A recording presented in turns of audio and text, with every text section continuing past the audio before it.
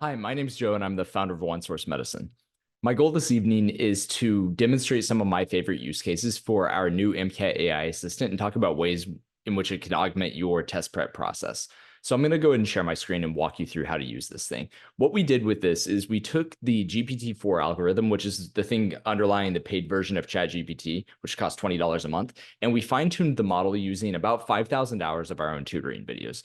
What this enabled us to do is create an MCAT AI that is specifically extremely good at the MCAT. We also gave it access to the AAMC official examinee guide so that we could ensure that it keeps its scope within the scope of the MCAT, and then gave it the ability to answer all of your questions. So if you have an account on our website and have purchased access to this already, you can go to MCAT AI Assistant right here in the header, and it will take you to a page that looks just like this. Once you get to this page, you can ask this thing literally any question you might need to know while you're studying. So for instance, you could say, what enzymes do I need to know for the citric acid cycle on the MCAT? And it'll think for just a second, and then there it is. It gives you all of that information plus a little bit of excess information down here. Let's go ahead and refresh the page and get a cooler use case.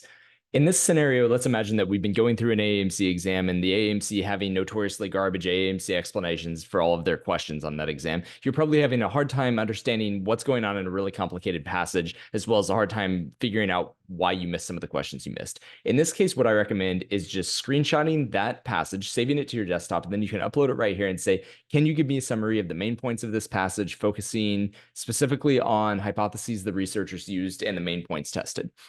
Once you do that, you go ahead and hit enter, and this passage will pop up right here, and then you can scroll down and see this thing's thinking, and then there it is. So you've got a summary of the entire passage, plus the main ideas associated with each experiment and the reasoning behind the experiments. You can go ahead and have a conversation with it here to see if you can get a better understanding of what happened in any given passage. I promise this will enhance your passage reading ability pretty dramatically. Or if you're wondering about a specific question, since you have this passage as context now, you can go ahead and screenshot that question, drop it in here too, and say something like, thank you, that was great, because these things will be our overlords one day.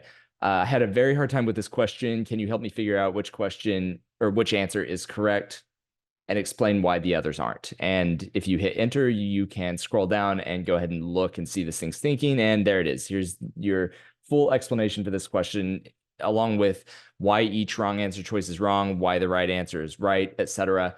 And then if you were to go ahead and have a conversation past this with this thing, you could ask it maybe for elaboration on why tyrosine is wrong, or in this case, it looks like we're listing amino acids that can be phosphorylated, with C being alanine, the one that can't be. And so you could say, why can glutamate be phosphorylated? I know these others can, but glutamate can't always. But you could make an argument that it could if it were in a specific spot where it was particularly nucleophilic, because it needs to go attack that electrophilic phosphorus atom in order to be phosphorylated. Anyway, while these cases make up a ton of really cool examples, I'm sure I have yet to even tap into the full potential of this thing. We're also going to be augmenting it a little bit further over the next several months. One of our plans is to add a speech to text component where you can just talk to it. That way you don't even have to type. You can screenshot and then talk. You don't have to type anything. And we're also going to give it a voice as well, powered hopefully by the 11 Labs API, that will allow it to speak to you. So you don't have to read, you don't have to type, you don't even have to read your own questions anymore.